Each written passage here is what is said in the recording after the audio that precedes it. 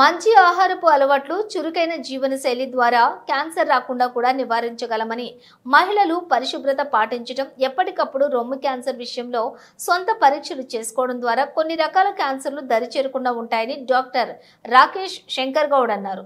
ప్రపంచ క్యాన్సర్ దినోత్సవం సందర్భంగా రెనోవా దుర్గాబాయి దేశ్ముఖ్ సెంటర్ నుండి క్యాన్సర్ పై అవగాహన ర్యాలీ నిర్వహించారు. ప్లకార్డులు, బ్యానర్లు ప్రదర్శిస్తూ క్యాన్సర్ పై అవగాహన కల్పించారు.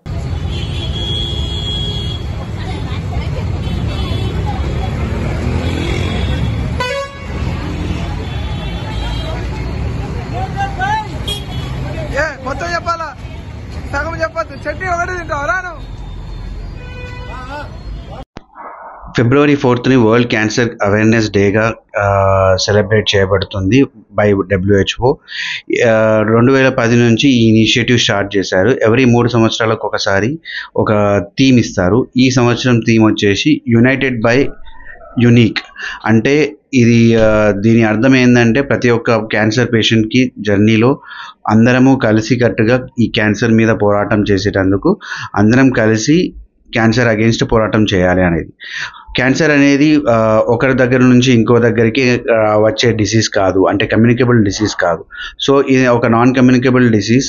అండ్ దీన్ని ఒకవేళ కనుక మనము ఎర్లీ స్టేజెస్లో స్టేజ్ 1, స్టేజ్ 2లో డయాగ్నోస్ చేస్తే మనము ఎర్లీగా ట్రీట్మెంట్ చేయగలుగుతాము. అండ్ 90 to 95% క్యూర్ రేట్స్ ఉంటాయి. సో ఎర్లీగా డయాగ్నోస్ చేయడము అండ్ క్యాన్సర్ని ప్రివెంట్ చేయడము లాంటివి ఈ క్యాన్సర్ డే రోజు అవేర్నెస్ కోసం మేము కార్యక్రమాలు చేస్తాం. ఇక్కడ మేము రెనోవా DDHలో మేము ఈ క్యాన్సర్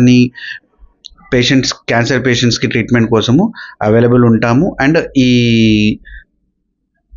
ఆల్సో ఈ క్యాన్సర్ అవేర్నెస్ గురించి మేము ఇక్కడ కార్యక్రమం చేశాము. Morning walk and awareness talks conduct చేస్తున్నాము. అంటే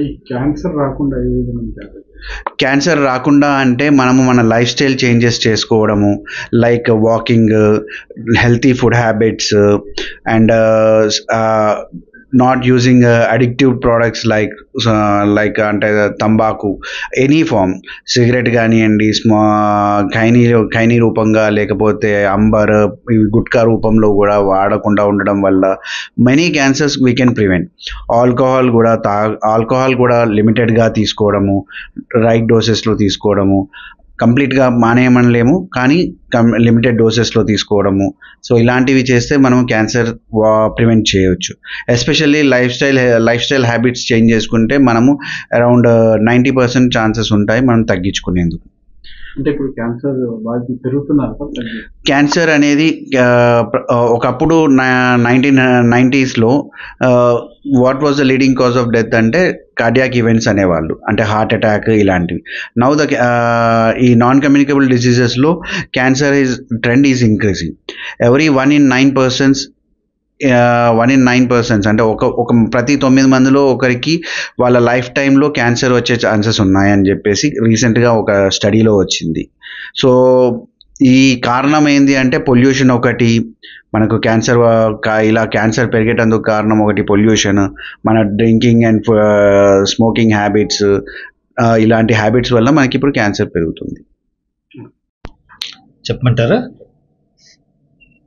ఫిబ్రవరి 4వ తారీఖు ప్రతి సంవత్సరం ప్రపంచ ఆరోగ్య సంస్థ వారు క్యాన్సర్ దినోత్సవంగా పరిగణిస్తూ ఉన్నారు. ఈ సంవత్సరం మనకు ఇచ్చినటువంటి థీమ్ ఏమిటి అంటే యునైట్ బై యునిక్. అంటే ఏమిటి అంటే ప్రతి రోగి, ప్రతి పేషెంటుని ప్రత్యేకంగా పరిగణించాలి అని అర్థం. అంటే జబ్బు పేరు ఒకటే అయినప్పటికి కూడా వాళ్ళకు ఉన్నటువంటి స్టేజింగ్ కానీ వాళ్ళ అవసరాలు ప్రత్యేకంగా ఉంటాయి కనుక ప్రతి వ్యక్తిని ప్రత్యేకంగా వాళ్ళ అవసరాలకు తగినట్లుగా వైద్యం చేయాలి అనేది ప్రపంచ ఆరోగ్య సంస్థ వారు ఇచ్చినటువంటి సందేశం. అలాగే